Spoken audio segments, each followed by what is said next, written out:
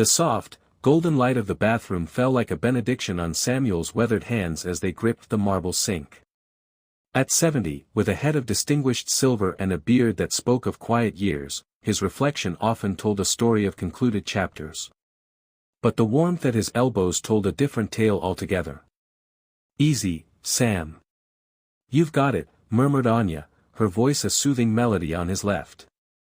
Her sister, Mira, on his right, gave a gentle, encouraging squeeze. "One step at a time. We're here." They were always here. Anya and Mira, 25 and 23, with eyes that held the wisdom of old souls and laughter that sounded like hope. They had entered his life not as a storm, but as a gradual, gentle sunrise when he'd hired them as live-in caretakers after a debilitating fall. He'd expected professional courtesy, not this profound, quiet revolution. The wedding had scandalized the small town, as he knew it would. A 70-year-old widower marrying not one, but binding his life to the futures of two sisters. The whispers were cruel, predictable, a dirty old man, gold diggers, a bizarre arrangement. They saw a transaction. They never saw the truth that had unfolded in his sprawling, silent Victorian house. They never saw Anya patiently listening to his stories of the past, her interest genuine, her presence filling the hollows left by his late wife. They didn't see Mira's fierce protectiveness, her brilliant mind challenging his own, pulling him back into debates about philosophy and art, making him feel alive, not just old. The love didn't come as a lightning bolt, but as a deep, resonant chord struck between three lonely hearts. It was Anya who had first kissed him, not in passion, but in a moment of shared grief for a lost painting of his wife. "She would want you to have more than memories, Sam," she'd whispered. And from that compassion, something bolder grew. The arrangement was unconventional, born of their unique bond. They were a unit, the sisters inseparable. To love one was to embrace the other. The legal marriage was to Anya, for simplicity's sake, but the commitment, the profound, unshakable loyalty, was to them both. It was a choice that required a courage he hadn't known he still possessed. Now, in their softly lit sanctuary, helping him with the simple, humbling act of walking, was their reality. And it was a reality now swelling with a miracle. Anya was pregnant. The knowledge hummed in the warm air between them. It was visible in the new, soft curve of her abdomen beneath her simple cotton dress, and in the extra care Mira took, her supportive hold on Samuel's arm, both physical and emotional.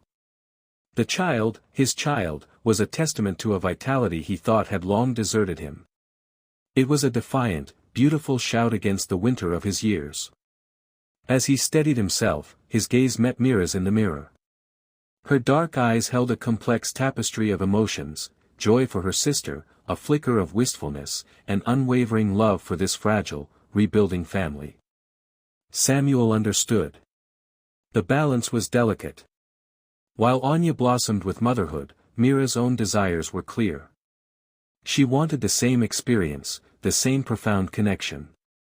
Later, settled in his armchair by the fireplace, Anya curled on a footstool beside him, her hand resting on her stomach. Mira brought in tea, her movements graceful. "The doctor said everything is perfect," Anya said, her smile radiant. "Good. Strong." "Like his mother's," Samuel said, his voice thick. Mira sat on the arm of his chair, her fingers threading through his silver hair. "And what about his father?" she asked softly, her tone playful yet edged with a deeper question.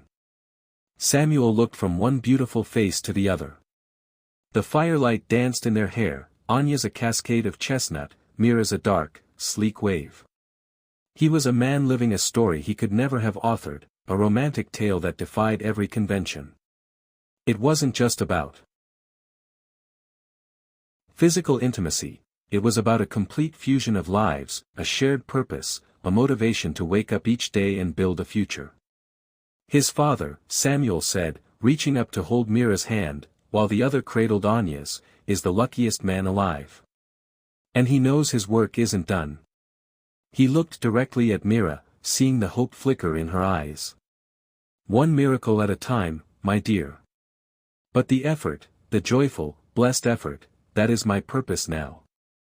That night, as Anya slept, Samuel found Mira on the moonlit porch.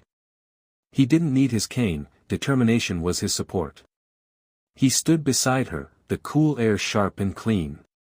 "You don't have to try so hard, Sam," she said, leaning into him. "We have everything." "No," he whispered, his arm around her. "We have almost everything. I see the look in your eyes when you feel the baby kick. I see the love you have to give." He turned her to face him, his old hands cupping her youthful face. "This isn't about proving my virility to the world. It's about completing the circle of this love we've built. With Anya, it was a slow bloom. With you," he smiled. "With you, it's a shared mission. And I am still a man on a mission." His kiss was not the desperate grasp of an old man clinging to youth. It was the confident, passionate claim of a man who had found a new reason to fight, to live, to create. It was bold. It was romantic. It was deeply, profoundly motivating. He was no longer just Samuel, the elderly widower. He was Sam, the husband, the soon-to-be father, the lover, the cornerstone of a brave, new, sprawling love. The world might see a scandal. But in that softly lit bathroom, in the quiet of the night, and in the growing life within Anya, he had found a truth more powerful than any judgment: love is not bound by calendar years. It can be planted in autumn and yield the most unexpected, beautiful harvest. And he would spend every breath he had, every strong, determined, renewed breath, tending that garden.